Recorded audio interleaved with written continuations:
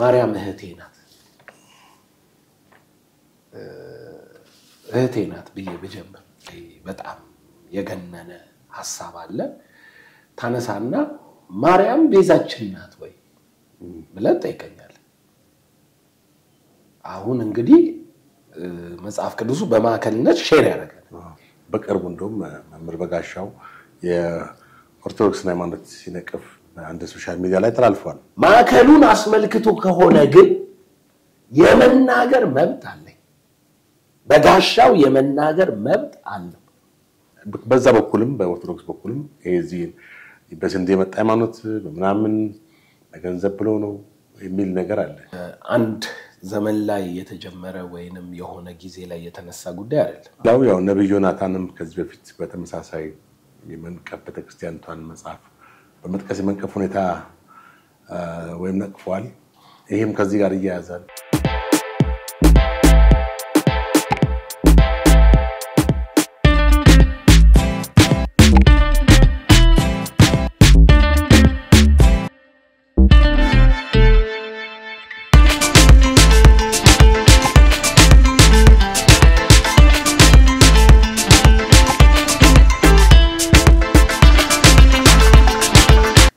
ተናስተልኝ ወደ ያመር ሚዲያ ተከታታዮች እንዴት ሰንብታችኋል እንዴት ከርማችኋል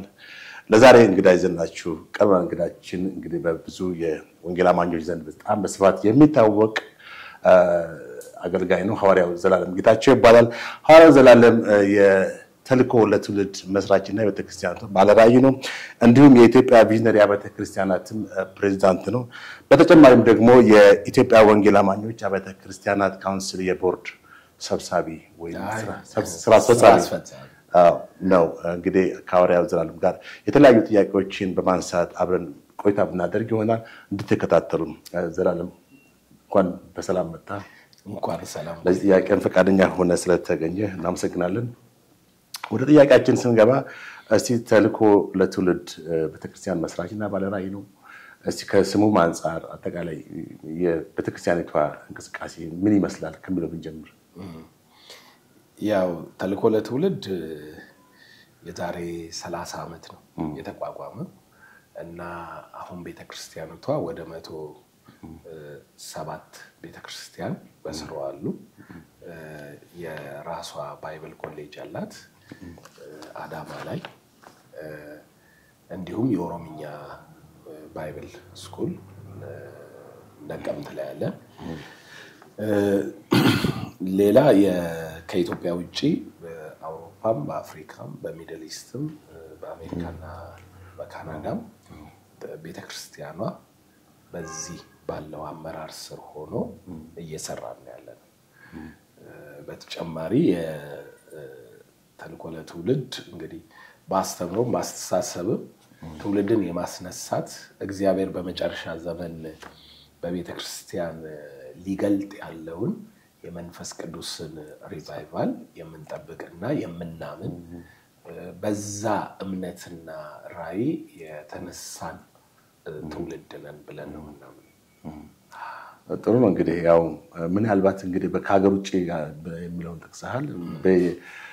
በአገር ውጪ ያለውን እንቅስቃሴ እንዴት ሰፋ አድርጎ መግለጽ ከቻልክ ካገር ውጪ ያለው እንቅስቃሴ እንግዲህ የመጀመሪያው ስቴጅ ላይ ሚሽነሪዎች እየላክን ነበር በስፔሻሊ አውሮፓ ላይ በአሜሪካ ያሉት ደግሞ አሜሪካ የሄዱ የኛ ተማሪዎች እዛ ባለው ቤተክርስቲያን ተክለው በቤተክርስቲያኗ ከዚህ በዚህ ራዕይ ስር ሆነው ስለሆነ ተወልደው በአገልግሎት የተሾሙት እዛ ሄደው ቤተክርስቲያን ተክለው ነው የሚሰሩት ጥሩ የኢትዮጵያ ቪዥነሪ አብያተ ክርስቲያናት ህብረት ፕሬዝዳንትም በመሆን እየሰራህ ነው እስቲ ቪዥነሪው ተልኮ ራሱ ምንድነው ቪዥነሪው ዋናው የቪዥነሪ ዓላማ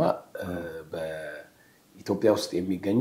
ባለራዕዮች ልክ እንደ ተልኮ ለትውልድ ሌሎች ባለራዕዮች የሆኑ ቤተክርስቲያኖች በባለራዕይነታቸው መንፈስና እምነት ተጠብቀው እንዲኖሩ አንድ ሞቶ አለችን ባለራዕይ አይሙት የምትል ባለራዕይን የሚገል ብዙ ነገር ስለነበረ ያንን የባለ ራእዮችን መንፈስና ሐሳብ ጠብቀን በህብረት አንድ ላይ የመሰረትነው ህብረት ነው። ወደ 800 አብያተ ክርስቲያናት በስሩ አሉ። በመላ ኢትዮጵያ የተደራጀ ነው። ቤተክርስቲያኖችን ነው በህብረት ጆይን አድርገው የሚሰሩት። የኢትዮጵያ ወንጌል አማኞች አብያተ ክርስቲያን ካውንስል መስራች ነው። ከመሰረቱት ዋነኞች አንዱ ነው ቪዥነሪ። እንደ ህብረት እዛ ውስጥ እየሰራን ያለ ነው። ወክልናችንም በህብረት ስለሆነ ነው በስራ አስፈጻሚውም በቦርዱም በተክላላ ጉባኤውም ላይ የምንሰራው። እንደ በአጠቃላይ በኢትዮጵያ ውስጥ እንግዲህ የወንጌል አገልግሎት ከተጀመረ ረጅም ጊዜ ሆኖታል። አሁንም በጣም የተስፋፋ እንደሆነ ነው። እንደው አጠቃላይ የወንጌል እንቅስቃሴው እንዴት መግለጽ ይቻላል? ወንጌል እንግዲህ በአንድ ዘመን ላይ የተጀመረ ወይንም የሆነ ጊዜ ላይ የተነሳ ጉዳይ አይደለም። ወንጌልን አስመልክቶ በራሱ ማለት ጌታችን ኢየሱስ ክርስቶስ ከሞተና ከተነሳ በኋላ ወደ ዓለም ሁሉ የተላከ የኢየሱስ ክርስቶስ ሞትና ትንሣኤ ምስክርነትና የጽድቅ ብስራት ነው። ይሄንን ብስራት ጌታ ኢየሱስ ለሐዋርያቱ ከሰጠ ጀምሮ ወንጌል ወደኛም ወደ አፍሪካም ወደ ኢትዮጵያም መጥቷል። እንደው በሌላው ታሪክ ተተም በመጽሐፍ ቅዱስ ታሪክ ብንሄድ ኢትዮጵያዊው ጃንደረባ ከፊልጶስ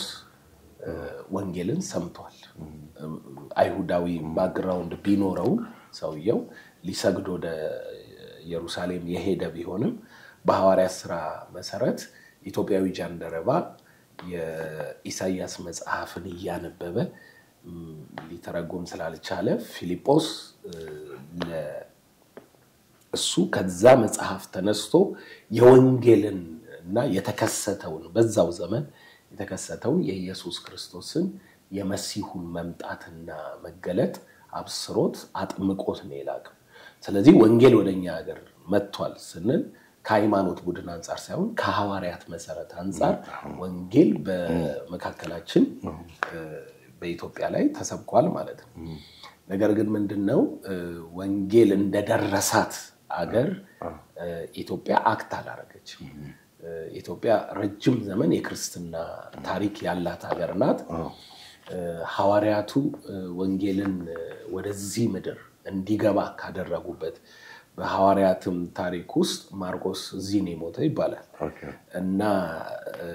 ወንጌል በዚህ ልክ ወደኛ ከመጣ አፍሪካን የመድረስ ኃይል ነበረን ማለት ነው። ይሄ ሊጸጽተን የሚገባ ጉዳይ ነው። ምክንያቱም በዙሪያችን ብዙ ባህላዊ ሃይማኖቶችና ሌሎች ሃይማኖቶች በሌላ አስተሳሰብ ይሄ የወንጌል ብርሃን ያልበራላቸው ሰዎች አሉ። መላ አፍሪካን ስታየው በቅርብ ጊዜ ነው ወንጌል ወደነሱ የደረሰው። እኛ ግን መግቢያ ነበርን ማለት ነው። ቀጥታ ከግብጽ ጋር ተያይዞ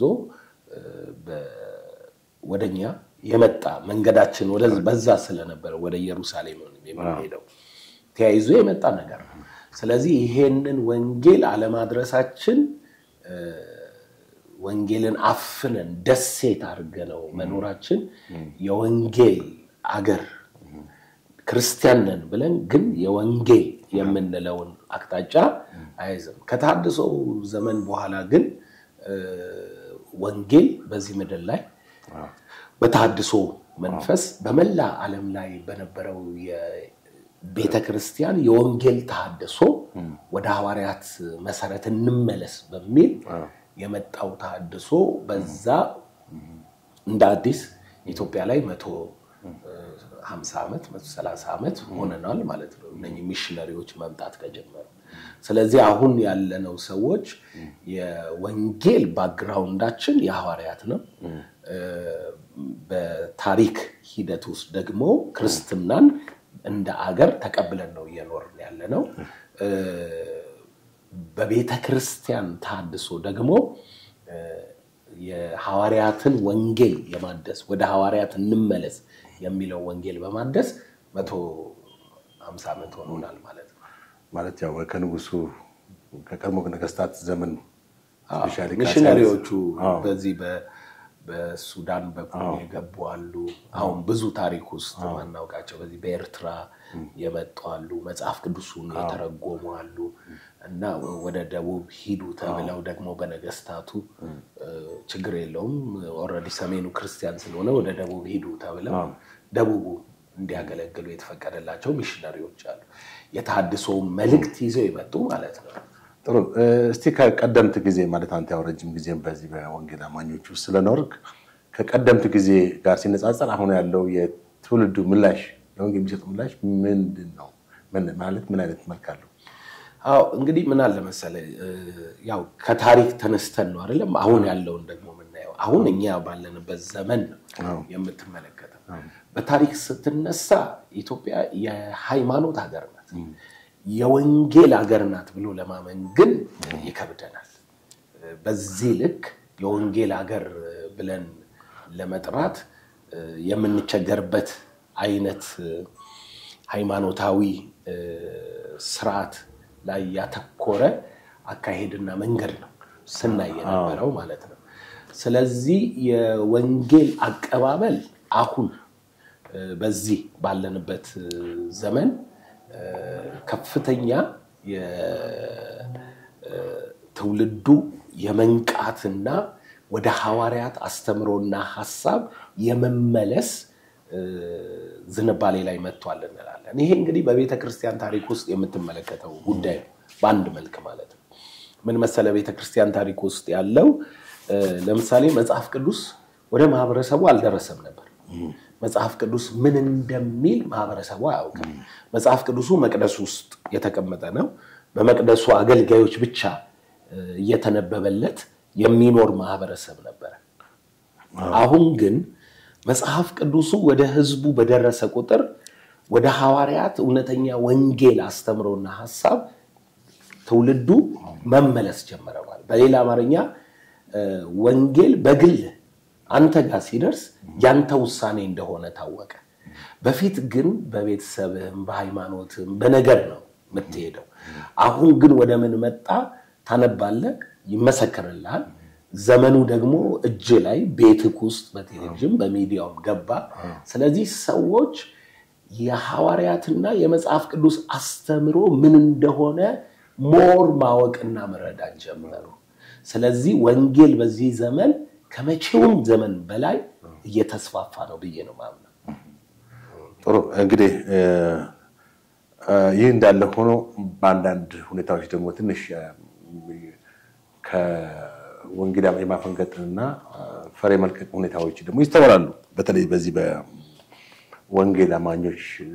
ዘንድ በአንዳንድ አገልጋዮች ዘንድ በዚህ ጉዳይ ላይም ከኢትዮጵያ ወንጌል አማኞች ካውንስል አብያተ ክርስቲያናት ካውንስልም ብዙ ጊዜ መግለጫ ወጥቷል እኛም በቅርቡ የተናነጋገርናቸው ካውንስሉ ጠቅላይ ጸሐፊ ነበሩ እስቲ እንዴት ትገልጸዋለህ አጠቃላይ ማለት ከመጽሐፍ ቅዱስ አስተምሮ ውጭ የሆኑ ነገሮች ብዙ ተቋሙ በተለይ በማህበራዊ ሚዲያው ላይ አንዳንድ መሳለቂያ መጫወቻ የሚሆንበት ሁኔታ አለ አው ምንድነው መሰለክ ወንጌል በየትኛውም ዘመን በየትኛውም ጊዜ ከጥፋት ወይንም ደግሞ ከተሳሳተ ለምምድ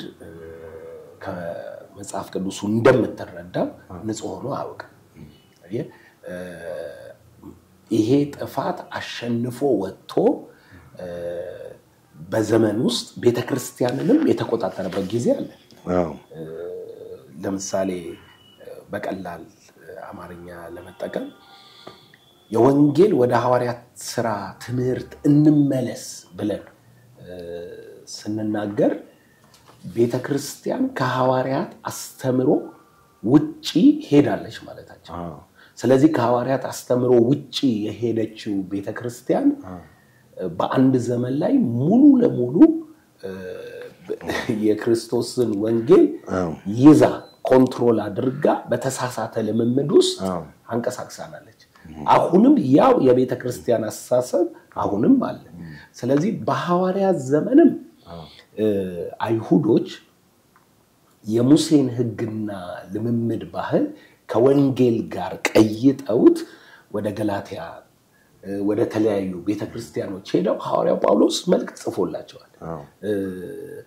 እናንተ የዳናችሁት በክርስቶስ መስቀል ነው ወይንስ በሕጉ ሥራ ነው? ተመልሳችሁ ሕጉ ያልቻለውን ያንን ነገር ክርስቶስ መጥቶ በቤዛነት ሲጨርሰው እናንተ ግን ወደ ኋላ ተመለሳችሁ ከጸጋ ወደቃችሁ ብሎ አስጠንቅቋል። የቆሮንቶስ ቤተክርስቲያንን ስታይ ደግሞ ልክ አሁን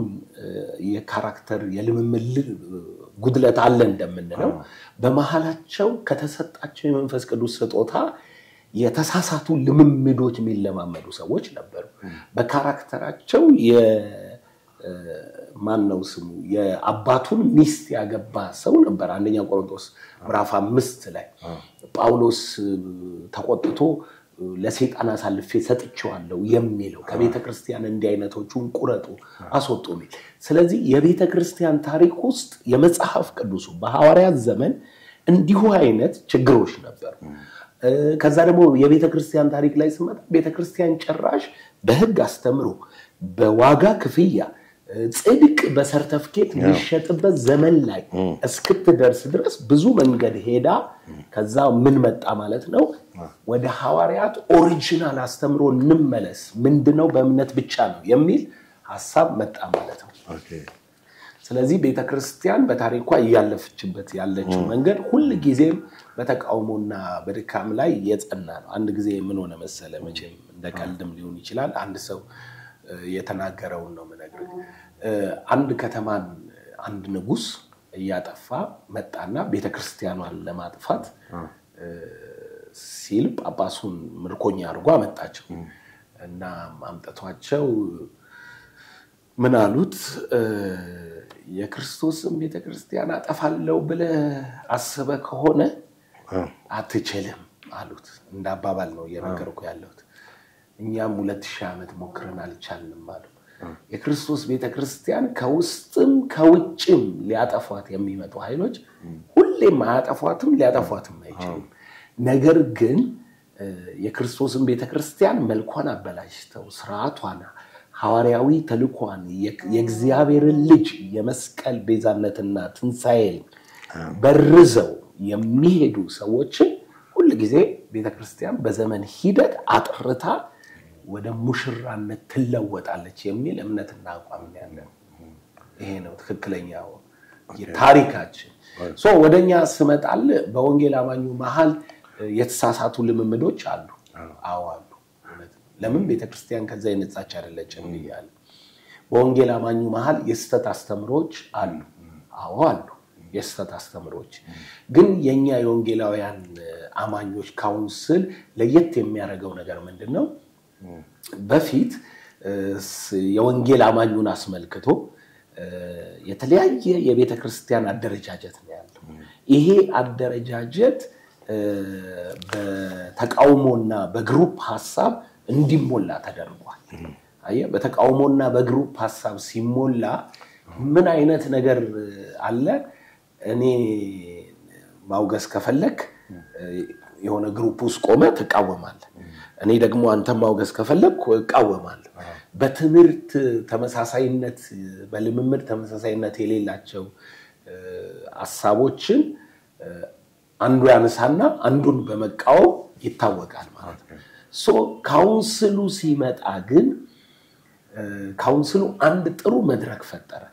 ይሄ መድረክ ምንድነው? አንተን ከመቃወሜ በፊት በዚህ በወንጌል አማኝ መሰረት ላይ እስከቆምክ ድረስ ማናገር አለብኝ፣ መምከር አለብኝ፣ መገሰጽ አለብኝ። እንደ አካል መቆጣጠር ጀመርን ማለት ነው። አሁን በተለያየ ድርጅታዊ መዋቅርም ብትኖር የተለያየ የቤተክርስቲያን ስያሜም ቢኖርህ ካውንስሉ ግን በአንድ አምብሬላ ስር አቅፎ ይመክራል፣ ይገስጻል፣ ያስተካክላል፣ ያቅፋል። ይሄ ማለት ምንድነው? ወንጌል አማኙ በመሰረታዊ እምነት ላይ እስከ ተስማማ ድረስ አብሮ ለመሄድ ለመመካከር እጅ ለእጅ ተያይዞ ወንጌልን ለማድረስ የካውንስሉን አስፈላጊነት አምኖ ገባበት ማለት ነው። ይሄ ነው ትልቁ የካውንስሉ አቅምና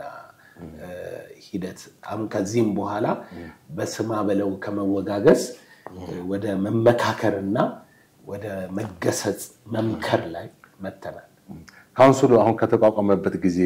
ጀምሮ ማለት እንግዲህ ላለፉት ምናልባት በ2012 መሰለኝ የተቋቋመው በአዋጅ ከተቋቋመበት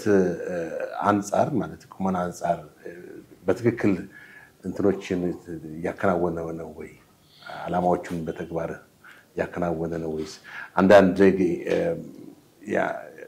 የማፈንገጥ ወይም ያለመታዘዝ ሁኔታ አይፈጠርም ወይ በአንዳንድ አብያተ ክርስቲያናት ውስጥ? ምንድነው መሰለክ ካውንስሉ የተቋቋመበት ዓላማ እዛ በአዋጁ ላይ አገራዊ ዜግነታዊ የሃይማኖት መብት ይሰጠዋል። በሶስት መሰረታዊ ነገሮች ላይ ካውንስሉን መብት ይሰጠዋል። የመደራጀት፣ የመመዝገብ፣ በኢኮኖሚካሊ የሀገሪቱን ሕግ ጠብቆ የመንቀሳቀስ መብት ይሰጠዋል። ስለዚህ እነኚህን መብቶች ኤክሰርሳይዝ ሲያደርግ መመዝገብ የሚለው በሱ መሰረታዊ እምነት የሚያምኑትን የወንጌል አማኞችን ሁሉ ይመዘግባል፣ ያስተዳድራቸዋል፣ ያደራጃቸዋል፣ አቅም ይፈጥርላቸዋል። ይሄ እየተሰራበት ነው። ደግሞም እስካሁንም የመጣንበት መንገድ ነው። ሁለተኛ አገራዊ ማህበረሰባዊ አቅሙን እንደ ሃይማኖት ዕውቅና ተሰጥቶት እየሰራ ነው። ይሄንን ማረጋገጥ ከፈለክ በሃይማኖት ተቋም ውስጥ አሁን ድሮ የነበሩት ተለያይተው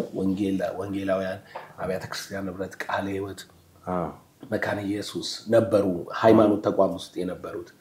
አሁን ግን እነሱ በካውንስል ተወክለው ካውንስሉ ውክልናውን ወስዶ ገብቶ እንዴት ሆኗል ብለህ ጠይቀኝ ኦርቶዶክስ፣ ሙስሊም እና ወንጌል አማኝ በእኩል ድምጽ በእኩል ስርዓት በሃይማኖት ተቋም ውስጥ መብት አግኝቷል። ለምን በፊት በተናጥል ስትመጣ አቅምህ ዝቅተኛ ነው። አሁን ግን በአንድ ድምጽ በአንድ አቅም ስለሆነ ካውንስሉ የመጣው በሃይማኖት ተቋም ውስጥ እንኳን ሶስቱ እምነቶች እኩል ድምጽና እኩል ተቀባይነት ነው ያላቸው። በእኩል ስርዓት ነው የምንተዳደረው ማለት ነው። ይሄ እንግዲህ በአዋጅ የመጽደቃችን እና የመደራጀታችን አቅም ነው ማለት ነው። ይሄንን የፈጠረልን ማህበረሰባዊ አገልግሎት በመስጠትም ብትል ካውንስሉ አሁን በአንድ ድምጽ የመናገር በአንድ ድምጽ ወደ አገራዊ ጉዳይ ወደ ማንኛውም ነገር አድሬስ የማድረግና የመደረግ አቅሙ ጨምሮና ተደራጅቶ እየሰራ ነው ያለው። በኢኮኖሚ ላይ የመደራጀት እንደ አገሪቱ ሕግ መሰረት የመደራጀት የሚለውን ቤተክርስቲያኖች አሁን ወደ አቅም መፍጠር ጥሩ ስርዓቶችን ወደ መገንባትና ኃይልን ወደ ማደራጀት እየመጣን ያለ ነው። ካውንስሉም ባገኘው መሬት ላይ የራሱን ትልቅ ከተማን የሚወክል ህንጻ ለመስራት ዝግጅት ላይ ነው። ስለዚህ ካውንስሉ መደራጀቱ ልክ እንደ ሌሎች እምነቶች ዋና እንደ ኦርቶዶክስ እና እንደ ሙስሊም ተሰሚነት እኩል አግኝቷል ማለት ነው። ጥሩ። ቅድም አንዳንድ ልምምዶች ያልከው ነገር አለ። ከነዚህ ልምምዶች ምናልባት ጎልቶ የሚሰማው በዘይት መሸጥ ሌሎች ቁሳቁስ እንደ ጨው መሰለኝ ውሃም ዘይት ያው መጽሐፍ ቅዱስ ላይ አለ። ከዛ በመነሳት መሰለኝ እንዴት ነው ካውንስል ብዙ ጊዜ በዚህ ላይ መግለጫ ወጥቷል። የዛሬ 2 ዓመትም እኛ ሄደን ፓስተር ጌቱ መሰለኝ ሄደን አነጋግረን እኔ ራሴ ሄጄ ነበር። እንዴት ነው እስቲ አሁን ያለው አቋማችሁ ምንድነው? ምንድነው ካውንስሉ በዋነኛነት ማለት ነው ልምምዶች በሚለው ሐሳብ ላይ መጽሐፍ ቅዱሳዊ የሆኑ መለኮታዊ ስርዓቶች አሉ። ለምሳሌ በብሉይ ኪዳን አባታችን ያዕቆብ ያችን ድንጋይ ተንተርሶ ከተኛ በኋላ ሲነሳ እግዚአብሔር በዚያ ተገልጦለት ነበርና ድንጋዩ ላይ ዘይት አፍስሶ ይህ የእግዚአብሔር ቤት ነው፣ እግዚአብሔር በዚያ አለ አለ። ዘይት እዛ ጋር ተጀመረ መጽሐፍ ቅዱስ ውስጥ ማለት ነው። የሙሴን አስተምሮ ብታየው ቅባ ቅዱስ የሚባል አለ። ስጋ የሆነ ሰው አይቀባው። ስጋ የሆነ ሰው ማለት መለኮት መንፈስ እንዲያርፍብህ ሲፈለግ ብቻ ነው ዘይቱን የምትቀባው። ለራስ የምትጠቀመው ዘይት አለ። ይሄ የተቀደሰው ዘይት ግን ለእግዚአብሔር ስለሆነ የሚለየለት ዘይቱ የሚያርፍበት ሰው ላይ መንፈስ ይመጣበታል። ለምሳሌ ካህን ሲሾም ካህኑ ኖርማል ሰው ነበር ከዘይቱ በኋላ በእግዚአብሔር ፊት መቆም የሚያስችለው ጸጋና መንፈስ ይቀበላል ንጉስ ሲሾሙ በብሉይ ኪዳን ለምሳሌ ዳዊትን ሳሙኤል ቀባው ይላል ነብይ ሲሾም ይቀበል ስለዚህ አሁን የመቀባት ሥርዓት ተያይዞ የመጣ ነው ማለት ነው ዘይቱ መጽሐፍ ቅዱሳዊ ነው መጨረሻ ላይ ካውንስሉ ምን ማለት እንደፈለገ ነግርሃለሁ ወደ ዋናው ነጥብ ስትመጣ ክርስቶስ የሚለው የተቀባ ማለት ነው በግሪክ ቃል ክርስቶስ ማለት የተቀባ ማለት ነው መሲህ የእግዚአብሔር ልጅ የዕብራይስጥ ሐሳብና መንፈስን ያዘ ነው ስለዚህ አንተ በእግዚአብሔር የተቀባው ነው ይላል ሉቃስ 9 ላይ ማርቆስ 9 ነው መሰለኝ ይለዋል አንተ በእግዚአብሔር የተቀባው ነው ስለዚህ አሁን ቅባት የሚለው ሐሳብ ነው መጨረሻ ላይ ወደ ጌታችንም ሲመጣ እርሱ የተለየውና በዋን ተብሎ በእግዚአብሔር በራሱ የተቀባ የተባለ ስለዚህ የዘይት ቅባት ሥርዓት መጽሐፍ ቅዱሳዊ ነው ሐዋርያትን ብትመለከት ጌታ ኢየሱስ ሰባዎቹን ልኮ ዘይት ቀብተው ለበሽተኛ ጸለዩ ተፈወሱ ይላል ያዕቆብ ላይ ብትመለከት የቤተክርስቲያን ሽማግሌዎች ይጥራ የታመመ ሰው ዘይት ቀብተው ይጸልዩለት ጌታ ደውዩን ይፈውሰዋል ይላል ስለዚህ የዘይቱ ጉዳይ ምንም መጽሐፍ ቅዱሳዊ እንደሆነ ግልጽ ነው በቤተክርስቲያን ታሪክ ውስጥም የለመድነው ቅባ ቅዱስ ስለሆነ ማለት ነው ነገር ግን ካውንስሉ ዘይትንም ይሁን እንደ ዘይት አይነት ቁሳዊ ነገሮች ለመለኮት ልምምድ የምንጠቀመው እንዴት ብሎ ነው የከለከለው ሚለው ነው ይሄ ደግሞ ድሮም ነበር አሁን እኛ ትውልድ ላይ ብቻ ይመጣ አይደለም ድሮም ነበር ማለት ቤተክርስቲያን ጨለማ ውስጥ ገባች ብለን ወደ ሐዋርያት ትምህርት ተመለሱ ስንል ዋናው የማርቲን ሉተርም የታድሶ ምክንያት ይሄ ነበር ምን ቁሳዊ ነገርን ለመለኮት ምልክት በማለት እየሸጡ የቤተክርስቲያንን ገንዘብ ማሰባሰብ አቅም ይጨምራል ነገር ግን እግዚአብሔር ይሄንን ውሃ ቀድሷል ለምሳሌ አሁን እኔ እዚህ ውሃ ላይ ጸልዬ በሰጥህ ልትፈወስ ይችላል ምልክት ሆኖ ማለት ነው ነገር ግን ይሄንን ውሃ ጸልዬበት 10,000 ብር ብትገዛኝ ተፈወሳለህ ብለ እየሸጥኩ ያለውት ውሃውን ሳይሆን ጸሎቱን ነው አየ አሁን ካውንስሉም እየተቃወመ ያለው ዘይት ወይ መለኮታዊ ምልክት የሆኑ አገልግሎቶችን ሳይሆን እየተቃወመ ያለው የተጸለየበት ይያላችሁ በጨለማ ዘመን ቤተክርስቲያን በነበረችበት ዘመን እንደሚሸጠው አትሽጡ ነው ጸጋ ይሸጥም ወንጌል አይሸጥም ነው አየ ይሄ ማለት ምን ማለት ነው ቤተክርስቲያን በጨለማ ዘመን ውስጥ የጽድቅ ሰርተፊኬት ሁሉ መሸጥ ጀምራለች ይሄንን ታሪክ ከሉተር በፊት ማረጋገጥ ይችላል የጽድቅ ሰርተፊኬት በሌላ አማርኛ የጽድቅ ሰርተፊኬት ማለት somebody ያንን ሰርተፊኬት ቤተክርስቲያን ከሰጠችው የኃጢአት ስርየት ስለሚያገኝ ሰዎች ምን አይነት ልምምድ ውስጥ ገቡ መሰለክ ሄዶ somebody ሊገል ነው ከመግደሉ በፊት ሄዶ የነፍስ አባቱ ጋር የኃጢአት ስርየት ይገዛል ከዛ ሄዶ ይገላል ለምን ለሚያደርገው ኃጢአት የቅድሚያ ስርየት ከፍሎበታል ይሄ ጆክ አይደለም ሪል በቤተክርስቲያን ታሪክ ውስጥ የነበረ እውነት ነው ለምሳሌ አንተ የኔ አባታውን ወደ ጌታ ሄዷል በቤተክርስቲያን ውስጥ ምን አይነት ባህል ተጀምሯል ቤተክርስቲያንን ተጠቃሚ ለማድረግ ተብሎ ብቻ ምን አይነት ባህል ተጀምሯል ያባትህ ነብስ ሰማይ ላይ የተንከራተተ ነው ስለዚህ ድግስ ሙት ዓመት አውጣ እንደዚህ በል ተብለ ይነገራል ማለት ምን ልስታረቅ አንተ እዚህ ስደግስ ያባትህ ነብስ ሰማይ ከመንከራተት ሊገባ መንግስተ ሰማይ ማለት በጻድቃን በቅዱሳን ስም የሚሆኑ ተካፋይነቶች ከሌም በመንፈስ አማልዶ አስገባው የሚል ይሄ ኮምፕሊትሊ ከሐዋርያት ወንጌል ውጪ ነው የሆነ ትውልድ የሆነ ዘመን ላይ በቤተክርስቲያን ላይ ልክ ዛሬ ዘይት የተጸለየበት ነው ብለው እንደሸጡ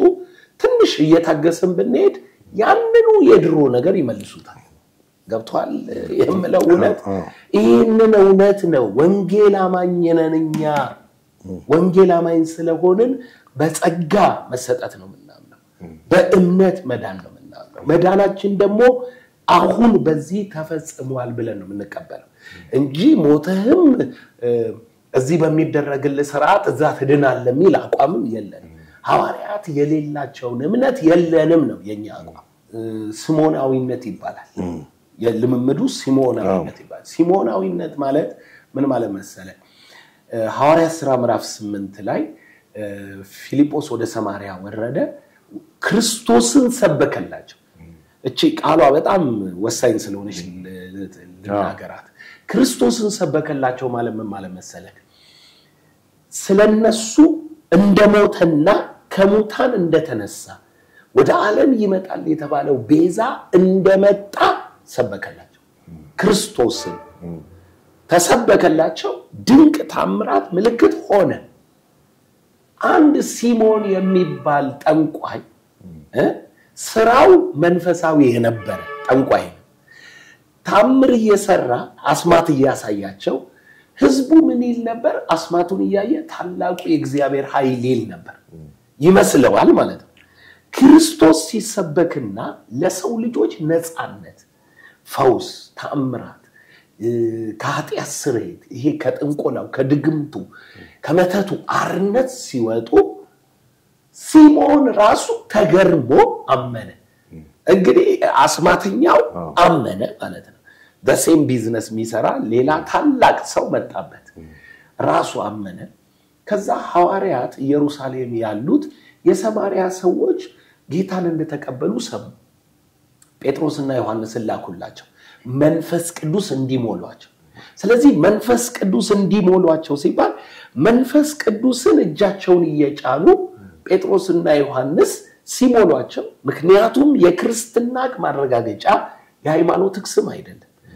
ቡድን መቀየር አይደለም የክርስትና ማረጋገጫ በመንፈስ ቅዱስ መታተም ነው ታትመሃል ወይ ነው ጥያቄው አየ የክርስቶስ መንፈስ ከሌለ ምን የጥንት ቢሆን ምን ያሁን ቢሆን ሃይማኖት አልዳንክም ለመዳን ማረጋገጫ መንፈስ ስለሆነ ሐዋርያ ብትሆን ጳጳስ ብትሆን ሼኪ ብትሆን ምንም ብትሆን ሰው ነው ሚድነው በወንጌል እና ይሄ ሰውዬ ደግሞ መዳኑ የሚታተመው በመንፈስ ቅዱስ ነውና ሐዋርያት ሄደው እጃቸውን ጫኑባቸው ከዛ መንፈስ ቅዱስን መቀበል ጀመሩ ሲያይ ይሄ ሲሞን ማለት ሐዋርያት እጅ ሲጭኑ ሰዎች ትንቢት ይናገራሉ ሐዋርያት እጅ ሲጭኑ ሰዎች በአዲስ ቋንቋ ይናገራሉ ሲጭኑ መንፈሳዊ ስጦታ ላያቸው ላይ ይገለጣል መጣ ገንዘብ ይዞ ለምን ድሮሱ ያን ያደረገ ነበር የሚሸቀው ገንዘብ ይዞ መጣና ምን አለ ሰጣቸውና እጄን መጨነበት ሰው መንፈስ እንዲቀበል ይሄንን ስልጣን ስጡኝ አለ ጴጥሮስ ምን አለ መሰለ የእግዚአብሔርን ነፃ ስጦታ መንፈስ ቅዱስ በገንዘብ ፈልገሃልና ከዚህ ነገር እድል ፈንታ የለም ልብ አለው ክፉ ጠማማ እንደሆነ አያለው ፈጥነን ንስሐ ግባ ካለዛ ትጠፋለህ ሲሞንም ፈጥኖ ንስሐ ገባ እግዚአብሔር ረዳ ተስተካከለ አሁን ትርጉሙን ልንገር ሲሞናዊነት በመጀመሪያ የእግዚአብሔርን የመንፈስ ቅዱስ ስጦታዎች ፈውስ ቢሆን ታምራት ቢሆን ትንቢት ቢሆን በገንዘብህ ማግኘት ከፈለክ እድል ፈንታ የለህም ከዚህ ከሚሰጥ ስጦታ ገንዘብህ ሚገዛ ከመሰለ አንዳንድ ሀብታሞች ቸርች ውስጥ በገንዘባቸው ብዙ ነገር ሊያረጉ ይሞክራሉ አይደለም በገንዘባቸው መንፈሳዊ ስጦታ መንፈሳዊ ነብይ ቤታቸው ላይ የሆነ ሰውን በገንዘብ ማኑፕሌት አድርገው ትንቢት ሊያናገሩት ይሞክራሉ እድል ፈንታ ከእውነተኛው እግዚአብሔር የላቸው ለምን በገንዘብ የምትፈልገው ነገር አታገኝ ሁለተኛ መንፈስ ቅዱስ ሊሸጥ አይችልም እግዚአብሔር ነው ምን ከፍለኸው ነው እሱ የምትቀበለው ስንት ከፍለኸው ነው እኔ ላይ ረፍ ምትል ጭራሽኮ አንተ ሞተ እሱ ባንተ ሊታይ ነው እንጂ የመጣው ያንተን ድህነት ሊያራግፍልህ ያንተን የማትታወቅ ተራሰውነት ታዋቂ ሊያረግልህ አልመጣም ስለዚህ እግዚአብሔር የሆነው መንፈስ ቅዱስ በገንዘብ መግዛት አትችልም በክርስቶስ ቤዛነት እምነት ብቻ ነው መንፈስ ቅዱስ ሊሰጥህ የሚችለው ጥሩ እንግዲህ ቅድም ትንቢት መናገር የሚለው ነው አንስተሃል ከዚህ ጋር በተያያዘ ያው ብዙ ትንቢት የሚናገርባቸው ቸርቾች ቤተክርስቲያኖች እንዳሉ ይታወቃል ነቢያቶችም ከዛ ጋር በተያያዘ ብዙ የሚጠቀሱ እና የሚታወቁ አገልጋዮች አሉ ከዚህ ጋር በተያያዘ አንዳንድ ጊዜ ትንሽ ወጣ ያለቅ የትንቢት አገላለጽ ሁኔታም አለ በእርግጥ ትንቢት ያው ከጸጋ ስጦታው አንዱ ነው ቢሆንም ግን እስቲ እንዴት ታየዋለህ ማለት አሁን ያሉትን ነቢያቶች ማለት ይቻላል ሁሉም ትክክል ናቸው ብሎ ማለት ይቻላል ወይ እንግዲህ ጳውሎስ ያለውን ቃል ለጠቀም ምን አለ ትንቢትን ሁሉ አትመኑ ነገር ግን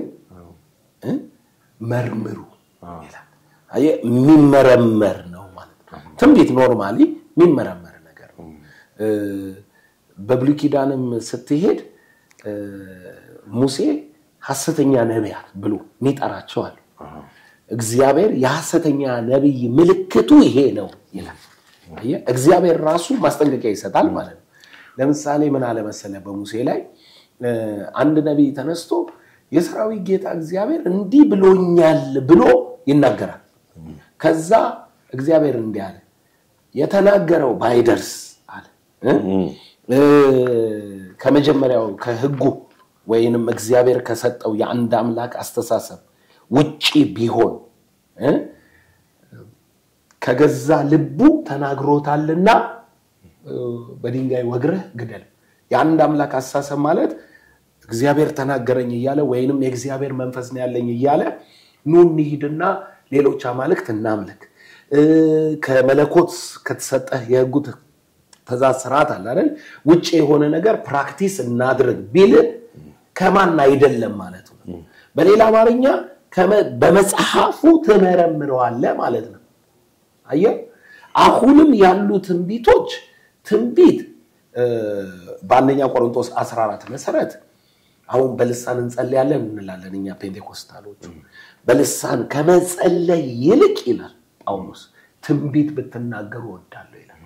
ምን ማለቱ ነው ሁላችሁ ትንቢት ብትናገሩ ጥሩ ነው ለምን ጉባኤው ይታነጻል የተሰወረው ይመረመራል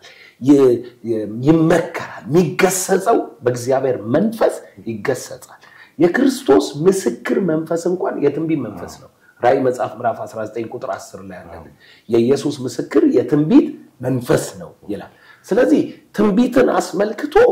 ጸጋውም ስጦታውም አዲስ ኪዳናዊ አቅሙ የእግዚአብሔር መንፈስን ወዳንተ የመግለጥ በድርጊት እግዚአብሔርን የማሳየት አቅሙ ትልቅ ነው ሁሉ ትንቢት ግን ከእግዚአብሔር አይደለም ከእግዚአብሔር መሆኑን የምታውቀው በክርስቶስ የተፈጸመውን ሞትና ትንሳኤ ያለበትን የማያወራ ከሆነ ያ ትንቢት የዓለምን መንፈስ ሊሆን ይችላል በዓለም ላይ ታላላቅ ሰዎች አሉ ያለ ክርስቶስ ዓለም ላይ የሚከሰቱ ነገሮችን የተናገሩ የኛ የክርስቲያኖች ትንቢት በመንፈስ ቅዱስ መሆኑን የምታውቀው ኢየሱስ ጌታ ነው ብሎ ነው የሚጀምርልክ ሲጀምር ለምን በሞቱ ተቤዥቷል በትንሳኤው አጽድቆሃል ነው የሚለው ወንጌል እሱ ስለሆነ ይሄ ሐሳብ በምንም ሁኔታ ሊቀለበስ አይችልም ባንተ ሁኔታ ተነስቼ አንተን እግዚአብሔር እንደሚረግም እንደሚነቅል ምናምን ባወራ ክርስቶስ መካከለኛነት ከሌለው ብቻ ነው ይሄ ነገር አንተ ላይ ሊሆን የሚችለው ክርስቶስ መካከለኛ ከሆነ ግን ቤዛ አግኝተሃል ክርስቶስ መካከለኛ ከሆነ በሰማይ አሁን ስላንተ እየታየልን ያለው የክርስቶስ መንፈስ ውስጥ አለና እግዚአብሔር ከቁጣና ከፍርድ አድኖሃል አስመልጦሃል ማንንም ሊፈርድብህ አይችልም ማለት ነው ይሄ ያልገባው ማህበረሰብ አንድ ጠንቋይም እኮ በጥንቆላ የሚተዳደር ሐዋርያው ጳውሎስ ታስታውሳለህ ያቺን በጥንቆላ ገንዘብ የምታስገኝላቸውን ሴት ዞር ብሎ ከአያሌ ቀን በኋላ መንፈሷን አስወጣ እነሱም የትርፋቸው ገንዘብ እንደወጣ ባዩ ጊዜ ሰልፍ አስነሱበት ጳውሎስ ላይ ነጥቡ ግን ምንድነው ይሄ መንፈስ ፎርቹን ቴለር ነው ፊውቸርን ይነግራል የሞተ ዘመድን ያገናኛል ዋይት ማጂክ የሚባለው አይነት ማለት ነው መልካም ያረጋል አየ ግን ምንድነው ስፒሪት ነው ጳውሎስ ምን አለ መጣው ለምን ከክርስቶስ ጋር ይያዝ ግን ይሄ መንፈስ አዋቂ እንደሆነ መታወቀው በምንድነው የሉልን መንገድ የሚነግሯችሁ ብሎ ስለነ ጳውሎስ እንኳን መልካም ነው የተናገረው አየ እነኚህ ሰዎች ስሟቸው እኮ ነው አትስሟቸው አላለም ግን መናፍስት ወደ ዓለም ወጥተዋልና አለ ዮሐንስ ተጠንቀቁ ሁሉ መንፈስ ከእግዚአብሔር ስላልሆነ ይላል ቤተክርስቲያን የተሸወደችው በዚህ ነው ቤተክርስቲያን ውስጥ የተለያዩ ሲስተሞች ባለፉት የጨለማ ዘመኖች ተሰግስገዋል ገብተዋል እነኚህ ሲስተሞች አሁን ያለችው ቤተክርስቲያን ራሱ እየተፈታተኗት ለምን እውነተኛ መንፈስ መስሏቸዋል ደጋሚ ያለ መተተኛ ያለ ጠንቋይ ያለ ብዙ አይነት መናፍስ ቸርች ውስጥ አለ ለምንድነው እነኚህ ቸርች ውስጥ የኖሩት አሉ መንፈሶች ግን ወደ ሐዋርያትና ወደ ኢየሱስ ትምህርት ስትመለስ በእግዚአብሔር ቃል መዝነ ታስወጣዋል አየ አሁንም በወንጌል አማኙ መሃል ያለ ክርስቶስ ወንጌል ዕውቀት የሆኑ ሰዎች መንፈስ ተገለጠልኝ በሚል ብቻ ሐሳባቸው ሊላቸው የሌላ መንፈስ የሚመራቸው ነገሮች እየተናገሩ ብዙ ሜስዳፕ ተፈጥሮብናል ከዚህም በኋላ ይፈጠራል ህብረተሰቡ እነዚህ አይነት እንትኖች እንዴት ነው የሚያጠራው ካውንስሉስ ህብረተሰቡን አማኙን በማገዝ ረገድ ምን አይነት እርምጃዎች እንቅስቃሴዎች ያደረገ ነው እንግዲህ ሁለት ነገር ነው ያለው አንደኛ ብቸኛው ማህበረሰቡም ሆነ ካውንስሉ ሊወስድ የሚችለው አቋም ወደ ሐዋርያት አስተምሮና ሐሳብ ወደ መጽሐፍ ቅዱስ ብቻ ወደሚለው እምነት መመለስ አለበት መጽሐፍ ቅዱስ ብቻ የሚለውን ስናምን እኮ ከመጽሐፍ ቅዱስ ያፈነገጠ ወሬ ከመጽሐፍ ቅዱስ ያፈነገጠ መንፈስ ከመጽሐፍ ቅዱስ ያፈነገጠ ሐሳብ የሚያመጣን ሰው ምን ትለዋለ ማለት ነው ይህ ከእግዚአብሔር ወገን አይደለም ትለዋለ አየ ዕውቀት ብቻ ያድነናል በዕውቀት ነው መዳን ያለው ሁለተኛ ጴጥሮስ ምዕራፍ 1 ቁጥር 2 ላይ ጴጥሮስ ሲናገር እንደዚህ ይላል የገዛ ክብሩ በጎነቱ የመለኮቱን ኃይል ያካፈለን ይለና እግዚአብሔርን ለመምሰልና ለህይወት የሚሆነው ነገር ሁሉ ስለሰጠን የጠራንን በማወቅ ይላል ይሄ ለህይወት ለዘላለም ህይወት እግዚአብሔር መምሰል የተሰጠ በዕውቀት ውስጥ ዕውቀት እስከሌለ ድረስ ይህንን የመለኮት ሐሳብ መካፈል አትችልም ቁጥር 3 ላይ ይመጣና ምን ይላል መሰለ በጌታችን በኢየሱስ ክርስቶስ ዕውቀትና በሕያው እግዚአብሔር ጸጋና ሰላም ይብዛላችሁ በእነሱ ዕውቀት ላይ ነው የሚመሰረተው ወንጌል ባይዘው የተሰወረ ነገር አይደለም የማይታወቅ ነገር አይደለም ወንጌል በጣም ሚስጥር የበዛበት አይደለም እሱ ድሮ ነው ትንቢት ይያለ አሁን የተገለጠ አካል ቃል ስጋ ሆኖ የተገለጠ አካል የተገረፈ ጀርባ የተሰቀለ እጅ ከሙታን ተነስቶ ጎኑንና እጁን ያሳየ ፐርሰን በቆመበት ወንጌል ኮንፊውዝ ዳረገኝ ልትል አትችልም ወንጌል የእግዚአብሔር የትንቢት ቃል አካል የሆነው ኢየሱስ ክርስቶስ ራሱ ነው ከሌላ ትምህርቶች ጋር የተያዘ አይደለም ሐሳቦችን መተንተን ማለት አይደለም ወንጌል ለምን ሮሜ መጽሐፍ ሚለውን ስማ ሮሜ ምዕራፍ 1 እንዲላ በእግዚአብሔር ፈቃድ ሐዋርያ ሊሆን የተጠራ ሐዋርያው ጳውሎስ በነቢያቱና በቅዱሳን መጻሕፍት አስቀድሞ ተስፋ ለሰጠው ለእግዚአብሔር ወንጌል ተለየ ለወንጌል ተለየው ይላል ጳውሎስ ይሄ ወንጌል በቅዱሳንና በነቢያቱ አፍ ተስፋ እግዚአብሔር ሰጥቶ ነበር ቀጠለና ይህም ወንጌል ይላል ይህም ወንጌል በስጋ ከዳዊት ዘር ስለተወለደ በቅድስና መንፈስ ከሙታን የተነሳው በኃይል እግዚአብሔር ልጅ ሆኖ ስለተገለጠው ስለ ልጁ ስለሌላ አይደለም ወንጌል ይሄ ፐርሰኑ ነው ልጁ ነው ቀጥሎ እርሱ ጌታችን ኢየሱስ ክርስቶስ ነው አለና የምትቀጥለው ቃል ደስ ትላለች ከእምነት የተነሳ መታዘዝ ይገኝ ዘንድ ይህ ወንጌል ተላከ አየ ከእምነት የተነሳ መታዘዝ ምን ማለት ነው ክርስቶስ ሰርቶ ጨረሰል አምነ ተቀበልና ለዚህ ወንጌል ትታዘዛለህ ይሄ ነው ወንጌል አሁን በዚህ ዘመን የእግዚአብሔር ዕውቀት ምን ይሆን ቢለኛል ሰው እንደ እንትን የተሰወረ ነው ልለው አልችልም ለምን የምስራች ሆኖ ለፍጥረት ሁሉ ተልኳል ፍጥረት ሁሉ የሚሰማው የምስራች ባንተ ቋንቋ ባንተ ደረጃ አንድ ቃል ነው ስለ ኃጢአትህ ሞተ ስለ ጽድቅህ ተነሳ ተብሎ ወንጌል ተልኳል የእግዚአብሔር ብስራት ነው ባይ ዘ ዌይ ወንጌል ከእግዚአብሔር ዘንድ የተላከልክ የኃጢአትህ መሰረይ የመዳንክ የእግዚአብሔር አንተን የመቀበሉ ብስራት ዜና ነው ማለት ነው እንጂ ወንጌል መጽሐፍ ቅዱስ ውስጥ ያለ አስተምሮ ከሆነ ትምህርት ጋር ድሮ አባቶች ሃይማኖት መጥቶ የሆነ በቤተ ክርስቲያን ታሪክ ውስጥ ይዘኑ የመጣ ነው ያምልኮ ስርዓት አይደለም እግዚአብሔር ለፍጥረት ለሰው ልጆች የላከው ብስራት ለምን በለ ኦኬ ኢየሱስ ክርስቶስ ከሞት ተነስቶ ወደ እግዚአብሔር ገባ ልክ ሲገባ እግዚአብሔር ኢየሱስን ተቀበለ ወእጁ ወዳልሰራው መቅደስ ገባ ነው የሚለው በገዛ ደሙ አይደለም እዚህ ምድር ላይ የተከሰተ ክስተት አለ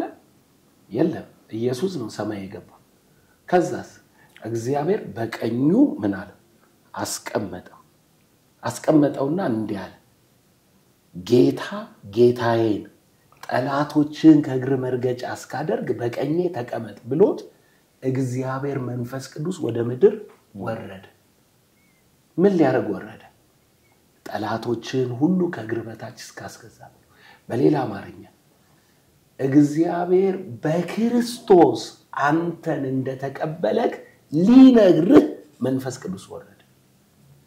አሁን ጌታን ተቀበል ብዬ እጅህን አንስተ ተቀበላለህ ጌታ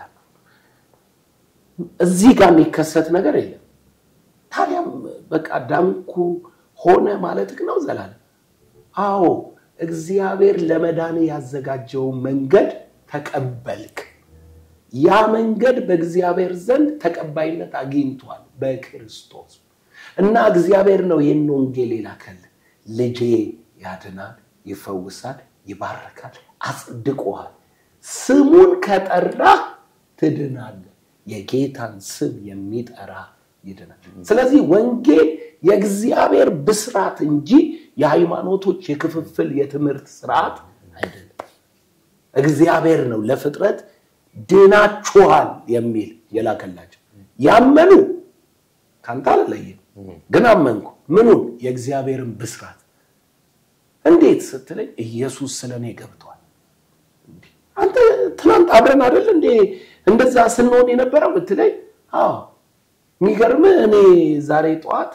አብረን ይሆናል ወንጌሉንም የሰማን ኢየሱስ አድኗል ሲለኝ ሰውዬው አመንኩኝ ተቀበልኩት ማን ነው ያዳነ ኢየሱስ የት ነው ያለው በአፍት ስለኔ ይታያል አለቀ ይሄ ነው ወንጌሉ ሌላ ወንጌል የምትሰብክ ቤተክርስቲያን የለችም ይሄዱ ለፍጥረት ሁሉ ወንጌልን ስበኩ ሲላቸው በሰማይና በምድር ስልጣን ተሰጠኝ ሉቃስ ላይ ደግሞ በስሜ የኃጢአት ስርየት ይሰበካል ኃጢአት በመስቀሉ ሞት በስሙ ተሰረየዋል ይሄ ነው ወንጌል ስለዚህ አሁን የሃይማኖቱን መንፈስና ሐሳቡን እዚህ ከፀሐይ በታች ያለው ተተን ዕውቀት ስንሰጣቸው ለሰው ልጆች ከዚህ ወንጌል የሚለይ ቡድንተኝነት ከዚህ ወንጌል የሚለይ ስራ ያንተ ብቃት ከዚህ ወንጌል የሚለይ ሌላ ትምህርት ሌላ መንፈስ ዓለም ላይ ብዙ መንፈስ አለ ሌላ ሐሳብ ሲነገር ይሄ ከእግዚአብሔር አይደለም ትላለህ ምክንያቱም ከእግዚአብሔር የመጣው አንድ ብቻ ራሱ እግዚአብሔር የሆነ ቃል ሥጋ የሆነ አየህ በመካከላችን ጸጋና እውነት ተሞልቶ ያደረው አማኑኤል ብለን የምንጠራው ሌሎቹ ወደ እግዚአብሔር የሚያወሩ ሊሆኑ ይችላሉ ራሱ የመጣበትን ወንጌል ግን ማንም ሊሽራው አይችልም ጥሩ እንግዲህ ጥሩ ማብራሪያ ነው ሰጠህ ሌላው ከዚህ ከብልጽግና ጋር የተያዘ ነገር ነው ምንድነው እንደውም የብልጽግና ወንጌል እስከመባል የደረሰበት ሁኔታ አለ እንዴት ነው የብልጽግና ወንጌል በአንዳንድ ቦታዎች ላይ እንደውም ወንጌሉን ውጦት እንዳለን የምትመለከተው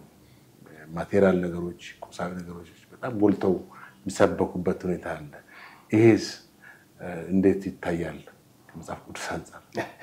እንግዲህ ምን አለ መሰለህ ኢትዮጵያ ውስጥ ያለ የመጀመሪያ ድክመት የነገሩን እውነተኛነት ወይንም መጽሐፍ ቅዱሳዊ ሐሳብ አሁን ያልኩን በእውቀት ላይ የተመሰረተው ከማየት ይልቅ ከሆነ ቡድንና ነገር ጋር ምትመሳሰል ነገር ካለ ማስጠጋትና መለጠፍ ይወደዳል የዛ የተነቀፈ የዚያ የተጠላው ነገር አካል ተደርገ እንድትታይ ይደረጋል ይሄ ኮምፕሊት ውሸት መጽሐፍ ቅዱሱ የሚለውን ግን እኔ ልንገርህ የመጀመሪያው እኛ ክርስቲያኖች ምድራዊ አይደለንም ከዜግነታችን ጀምሮ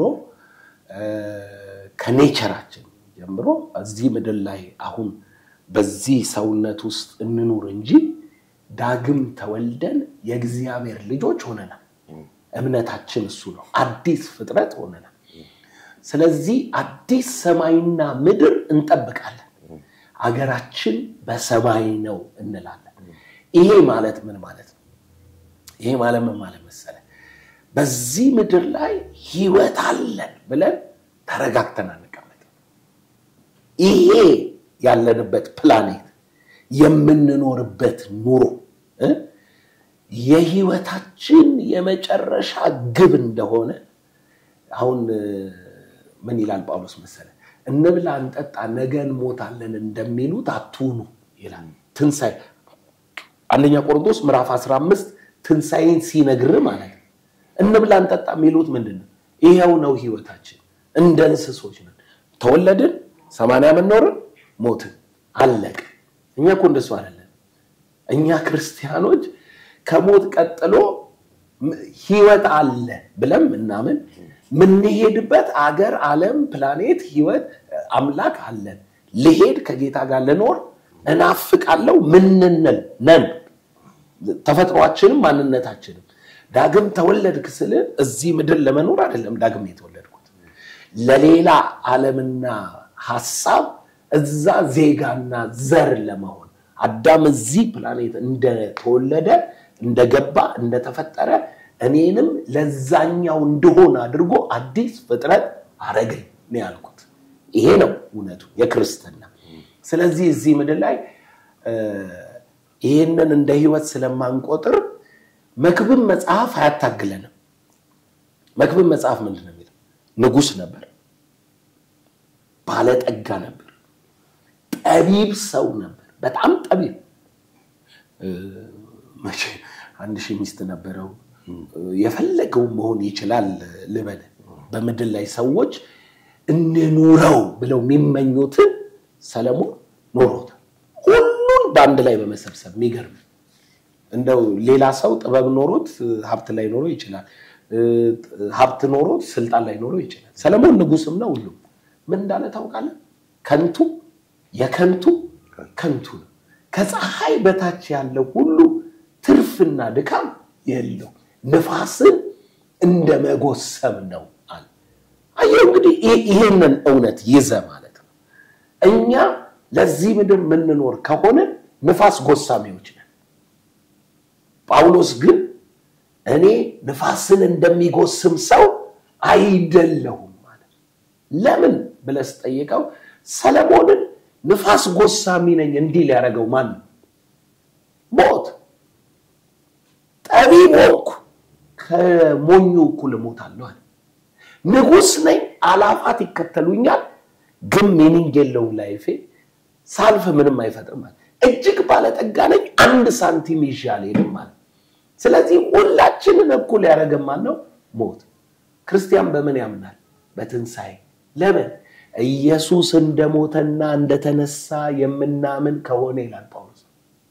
እኛ የትንሳኤ ልጆች ነን ይሄ የትንሳኤ ህይወታችን ምድራዊነትን እንዳንቀበል ያደርገናል የመጀመሪያው መሰረት ማለት ነው ይሄንን መሰረት አስቀምጥና ቀጥሎ ያለውን ቃል ግን ላሳየክ ምድር ላይስ ባለጠጋ አንሆንም ጤነኞች አንሆንም ተከናወነልን ጠቢባን ለማህበረሰብ የሚጠቅም ነገር አንሰራ እሱን እንመልከት በሉቃስ ወንጌል ላይ ምን ይላል ጌታ ሲናገር ለኔ መሆን የሚፈልግ ሰው በደንብ ስማ ለኔ መሆን የሚፈልግ ሰው እናቱን አባቱን ሚስቱን ልጆቹን መሬቱን ማለት ራሱ ሳይቀር ባይከዳ ለኔ ሊሆን አይችልም አሁን ቀድም ካልኩ ጋር አንድ ነው አይደል ቀጥሎ ያለውን ቃል ስማ ጴጥሮስ እንዲህ አለው ጌታ ሆይ ሁሉን ትተን ተከተልን አንተን ተከተልን ከዛ ጌታ ምን አለው ለኔ ብሎ እናቱን አባቱን ሚስቱን መሬቱን ራሱን የተወሰው በዚህ ምድር 100 እጥፍ በሰማይ የዘላለም ሕይወት የቅድሙ ክደ የተከተልከው ምን ለማግኘት ነው የዘላለም ሕይወት በዚህ ምድር ግን ጌታ ምን አለ 100 እጥፍ በሌላ አማርኛ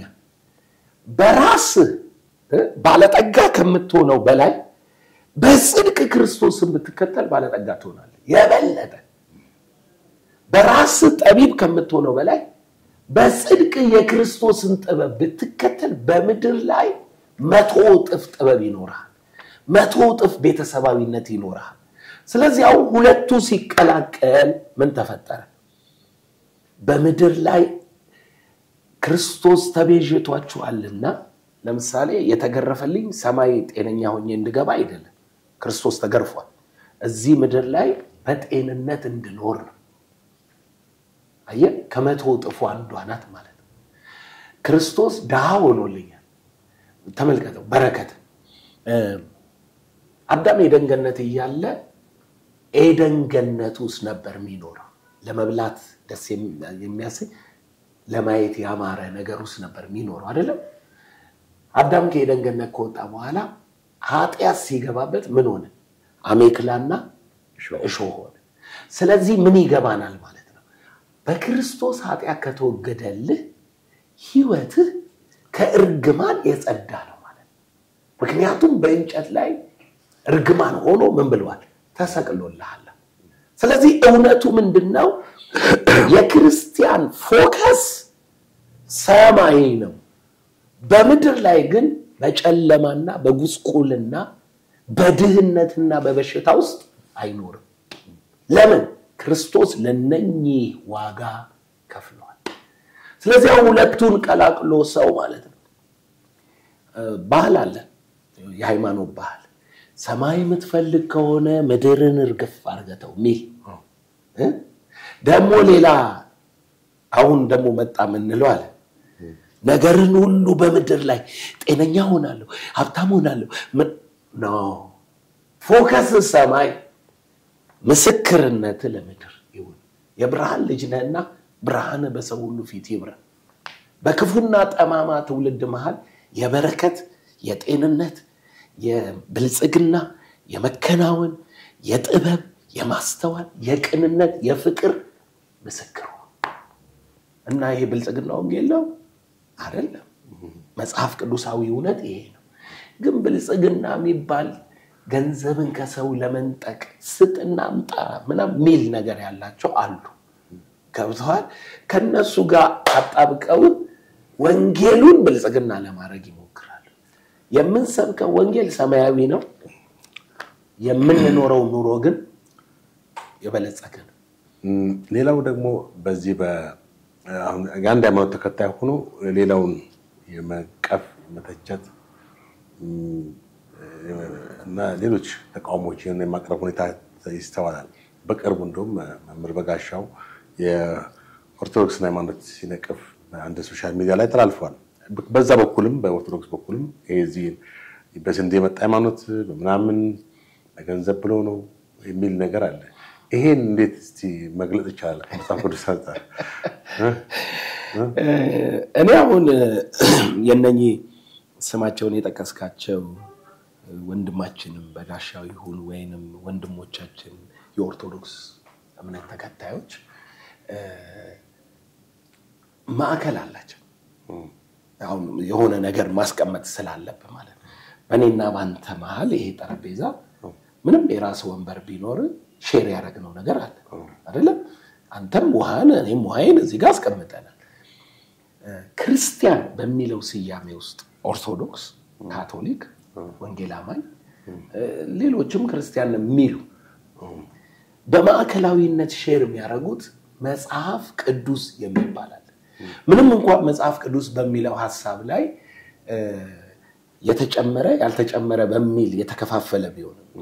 66ቱን ብቻ የምናምን ወንጌል አማኞች አለን 66ቱን ብቻ ምናምን 73ቱን የሚያምኑ ካቶሊኮች አሉ 81 አሃዱ የሚያምኑ ኦርቶዶክስ አለ ያንን አይነት ቢሆንም ግን በዋነኛነት እንጋራው የመጽሐፍ ቅዱስ ማህበርም ሁላችንንም ያቀፈው መጽሐፍ ቅዱስ የሚባል ማዕከል አለ ስለዚህ አሁን በባህላዊ ተቃውሞ ልጀምርልክ ከውቀት የሆነ ተቃውሞ ሳይሆን ይሄንን ማዕከል ያረገ ሳይሆን በባህላዊ ተቃውሞ አሁን እኔ ካንተ ጋር ቁጭ ብዬ ያወራው አንድ ጥያቄ ይጠይቀኛል ጋዜጠኛ ነህ ሰሞኑን አየሩ ላይ በጣም የገነነ ሐሳብ አለ ታነሳና ማርያም ቤዛችን ናት ወይ ብለህ ጠይቀኛል አሁን እንግዲህ መጽሐፍ ቅዱሱ በማዕከልነት ሼር ያደርጋል በባህል ደግሞ ማርያም የማን ናት በባህሉ አስተሳሰብ ማለት ከዛ እኔ ተነስቼ በመጽሐፍ ቅዱሱ ባለን በኔና ባንተ መሃል ባለው ማዕከላዊነት መጽሐፍ ቅዱሱ እንደማይል ያዋሪያት እምነት እንዳልሆነ ይሄ በሌላ አይነት ተጨማሪ ካለ አንተ ተጨማሪውን ነው ተለኛል ገባ በዚህ እኔና ባንተ ባለን ማዕከላዊነት ግን በፍጹም ስተትና ንፋቄ ነው ሐዋርያዊ ቸርችም አይደለም ይሄንን ካመንክ ብዬ ልቃወም ይችላል ከዛ በባህሉ ምን አለ ማለት ማርያም ቢለውን ስም ስጠራ ስቃወም ያንተን ቤተ እምነት ጠልቼ ይመስልሃል ማለት ገባ ሃይማኖትን ተቃውሜ ሌሎች መጽሐፎችን አንተ የምትቀበላቸው እኔ አልቀበልም እሱ ማዕከላችን አይደለም ማዕከላችን ስላልሆነ እሱን አልጠቅስም እኔ አንተ ግን አንተን በቃ እውነቱ ግን ምንድነው መሆን ያለበት አንተ የምታምነው ይሄንን መጽሐፍ ብቻ ነው እኛ ግን ልክ እንደዚህ መጽሐፍ ቅዱስ ሌላ መጽሐፍ አለ ብለ ካልከኝ ያኔ እናንተ ማዕከላዊነታችን በእነኚህ ጉዳዮች ብቻ ይሆንና እንለያያለን አየ ማዕከሉን አስመልክቶ ከሆነ ግን የመናገር መብት አለኝ በጋሻው የመናገር መብት አለው ለምን ኖረው በጋሻው እኮ አሁን ኦርቶዶክስ አይደለም በቃ በግልጥ ዲክሌር አድርጓል ኦርቶዶክስ አይደለም ፕሮቴስታንት ነው ወይንም ወንጌል አማኝ ነው በእኛ አጠራር ወንጌል አማኝ ነው በጋሻው በወንጌል አማኝ አሁን በጋሻው በ66ቱ ብቻ ነው የሚያምነው ስለዚህ አሁን በጋሻው እንዲህ አይነት አይዲያ ሲነሳ መጽሐፍ አይልም ብሎ ሲቆም ድሮ መሐላቸው ስለነበር ገብቷል የሚጠቀመው ቃል እነሱ ጋር የተነሳ ጥያቄን ስለሆነ በመጽሐፍ የሚመልሰው ምን ወደሚል ጸብ ያመጣል ሰደበን ተቃወመን ለብር ብሎ ነው እንዲህ ነው ሚል ተቃውሞ ያመጣል ይሄንን ግን በሰፊ ልብ የሚያይ ሰው ከዚህም በኋላ ብዙ ጥያቄዎች ይነሳሉ ግዴታ ስለሆነ ማለት ነው ማዕከል አለን ቀይ መስመርም ደግሞ አለን አየ ማዕከሉ ምንጋራቸው መጽሐፎች አሉ እነኛ መጽሐፎች ማይሉትን ባልክ ቁጥር እንቃወማለን አንደርስታንድ አደረከው ቀይ መስመራችን እንደ ሃይማኖትና እንደ ድርጅት የኦርቶዶክስ ስርዓትና ጉዳይ ውስጥ የመወሰንም ጣልቃይ መግባትም ተጽዕኖም የመፍጠር መብት የለን ሲኖዶስ አላቸው አገር አቀፍ የሆነ እንትን አላቸው አስተምሮና ዶክትሪን አላቸው የራሳቸው የሆነ ነገር አላቸው እነሱ ኛጋ ገብተው መወሰን እንደማይችሉ ማድረግ እንደማይችሉ ማንንም ወንጌል አማኝ እነሱ ጋር ገብቶ በራሳቸው ስርዓት ውስጥ የመወሰን የመናገር መብት የለው ነገር ግን መጽሐፉን እየተጠቀሰ በሚያስማማን ማዕከላዊነት ላይ የማውራት ራይት አለ ይሄ ሲባል ባንድ ሳይድ ስላልሆነ ያው እኛ አሁን ብዙ ወጣቶች ከዛ ወገን ፈልሰው መተው ተመልሰው ህዝቡን ማዳን አለብን ህዝቡን እንደ መጽሐፍ ቅዱስ አይደለም የሚመሩት ብለው ወደዛ አተኩረው ሚዲያው ከመጣ በኋላ የጸብ ማዕከል ሆነ እንጂ ከጥንት ስትመለከተው አብላጫው ተሰዳቢዎች እኛ ነበር ለዛው ምንም መሰረት በሌለው መጽሐፍ ቅዱሳዊ ሐሳብ ላይ ባልቆመ ጉዳይ በአደባባይ የሚሆን ለሌላ ነገር የሚያነሳሳ ለጸብ የሚያነሳሳ ምናም ብዙ ነገር ነበር በታሪካችን ውስጥ ያለፈው ማለት ነው አሁን ያ ዘመን አልፎ እኩል ቀዩን መስመር እናንተም እኛም ማለፍ የለም በሚል አቋም ውስጥ ያለው ሌላው ያው ነብዩ ዮናታንም ከዚህ በፊት በተመሳሳይ የመንቀፍ ቤተክርስቲያንቷን መጽሐፍ በመጥቀስ የመንቀፍ ሁኔታ ወይም ነቅፏል ይሄም ከዚህ ጋር ይያያዛል አዎ ምን አለ መሰለክ መጽሐፍ ቅዱስን በማዕከላዊነት ይዞ የተነሳ ሰው ለሚያወራው ወሬ ፈጥነንኛ ለምሳሌ እኔ እንዲህ ብዬ መጀመርስ ማርያም እህቴ ናት ብዬ በጀመር አሁን ማርያምን የሚያዩበት የኦርቶዶክስ አይን በጣም የተለየ መሆኑን አሁን በዚህ አንድ ወር ውስጥ ገብቶኛል እኔ ወንጌል አማኝ ነኝ ከቤተሰብ ጀምሮ ስለ ማርያም ያለኝ አመለካከት አለ ግን አሁን ኦርቶዶክስ እምነት ውስጥ ማርያምን የሚያዩበት አይን አሁን በዚህ በመልክ እንደሆነ ገብቶኛል እኔ አሁን ብድግ ብዬ ማርያምን እህቴ ናት ብዬ ብናገር ምን ፊል ታረጋለህ አንተ ጋር የሚፈጥረው ማለት ይሄንን ስልህ ኦፌንድ ልትሆን ይችላል ቃሌ ውስጥ ካለው አስተምሮና መልከታ የተነሳ በጣም ሮንግ ነገር እንዳልኩሉ ልትጠላኝ ልትቃወመኝ ኢሉሚኔት ይደረግ አጥፉት ሁሉ ሊባል ይችላል ግን መጽሐፉ ይላል ገባ መጽሐፉ ማርያምን በእምነት አንድነት እህታችን ናት ይላል በእግዚአብሔር መንግስት ውስጥ እሷን ከኛ ጋራ የመዳንን እውነት አብራ እንደተቀበለች የክርስቶስ አካል እንደሆነች የቤተ ክርስቲያን አካል እንደሆነች ከሐዋርያቱ ጋር አንድ እንደሆነች ቀጥሎ ሐዋርያቱ ከአካሉ ከቤተ ክርስቲያን አካል ከሆነ ከኔም ጋር ካንተም ጋር በዘመን ሁሉ እስካለነው ጋር አንድ አካል እንደሆነን አንድ መንፈስ እንደጠጣን ይላል መጽሐፍ አዎ ቃሌ ነው ያጣላኝ ማለት አንተ ውስጥ ያለው ስዕል ነው ያጣላን ማለት ስለዚህ አሁን አንዳንድ ነገሮች ደፍረን መሄድ ያለንባቸው ማህበረሰቡ መቀበል ያለበት ግዴታ የሆኑ ነገሮች አሉ ያንን የመጀመሪያ ስዕላችንን በቀይ መስመርና በእንትን መወሰን ስላለብን ማለት ነው አንተ የምታምነው መጽሐፍ ነው ያልወሰነልህ እኔ ስለማምነው መጽሐፍ የማውራት ራይት ግን አለ ገብቷል የምለው ልክ ያልሆነው ቀዩ መስመር በቃ አንተ የግድ 66 ማመን አለብህ ብያለሁ ወሰነልህ ማመን ልትችል ይችላል ግን እኔ አይደለም ወሰነልህ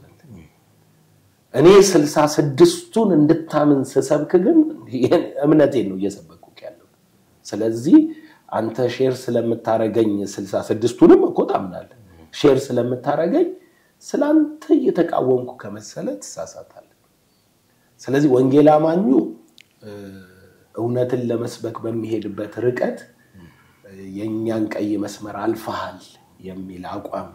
ከተያዘ ትንሽ ለማስታረቅ ይከብደናል ግን ሼር ምናረገው ግራውንድ ስላለን አብረን ሼር አድርገን እንቀጥላለን እውነትን ደግሞ እያደር እናጠራለን ኦርቶዶክስም እኮ የራሷ ልጆች የራሷ ጳጳሳት ከፖለቲካ ተጽዕኖ የተነሳ የመጡብን ብዙ መጽሐፍ እንዳሉ የግብጽ ተንኮል ማለት ነው እንዳሉ ራሳቸው ተናግረዋል ባለፉት 60 አመታት ውስጥ ነው የራሳችን ጳጳስ የራሳችን ሲኖድ አቋቁመን ያለነው ነው ያሉ ይሄንን እውነት ለንክድ እንኳን እንችላለን ስለዚህ በምን ተንኮል ሰዎች ምን እንዳረጉብን ምን እናውቃለን ስለዚህ ከአባታቸው ከሆነው ከመጽሐፍ ቅዱስ ጋር ከሐዋርያትና ከራሱ ከኢየሱስ ትምህርት ጋር አመሳክረን አሁን ለምሳሌ ቤዛ የሚለው ከኢየሱስና ከሐዋርያት ትምህርት ጋር አመሳክረን ሌሎቹ መጽሐፍ ለመቀበል እንኳን ሐዋርያቱ መሰረት ማድረግ አለበት እንጂ ከዚህ መጽሐፍ በላይ ከራሱ ከኢየሱስ አፍ ከኢየሱስ ሰምተው ከሰጡን ከሐዋርያት የሚበልጥ የለም ከዚህ መሰረት በሐዋርያትና በነቢያት መሰረት ላይ ነው የማዕዘኑ ራስ ድንጋይ ክርስቶስ ኢየሱስ ከዚህ የሚበልጥ ስለሌለ ለቤተክርስቲያን ድንገትም ቤተክርስቲያን በጨለማ ዘመን እንደምንለው ያው ርዝራዥ አሁንም እዚህ ጋር ደርሶብን ከሆነ ራስን መፈተሽም መልካም ለዚህ አይነት ሐሳብ መኖር አለበት በጣም አመሰግናለሁ ሐዋርያው ዘላለም ጌታቸው በሰጠኸኝ ማብራሪያ በጣም አመሰግናለሁ በጣም ጥልቅ ማብራሪያዎች ሰጥተኛል ወደ ተመልካቾቻችን እንግዲህ ከሐዋርያው ዘላለም ጌታቸው ጋር ባደረግነው ውይይት በጣም ጠቃሚ መረጃዎችን እንዳገኛችሁ ተስፋ አደርጋለሁ ሐዋርያው ዘላለም የተልእኮ ትውልድ ቤተክርስቲያን መስራችና ባለራዕይ እንዲሁም የኢትዮጵያ ቪዥነሪ አብያተ ክርስቲያናት ህብረት ፕሬዝዳንትም ጭምር በካውንስሉ ውስጥም ስራ አስፈጻሚ በመሆንም ያገለገለ የሚገኝ ወንጌላዊ ነው በፕሮግራማችን ላይ እንደተደሰታችሁ ተስፋ አደርጋለሁ ጥያቄና አስተያየት ካላችሁ በአህመድ ሚዲያ ላይ ኮሜንት ልትሰጡንም ትችላላችሁ ፕሮግራሙን አዘጋጅቼ ያቀርብኩላችሁ ጥላሁን አክሊሉ ነኝ መልካም ውሎ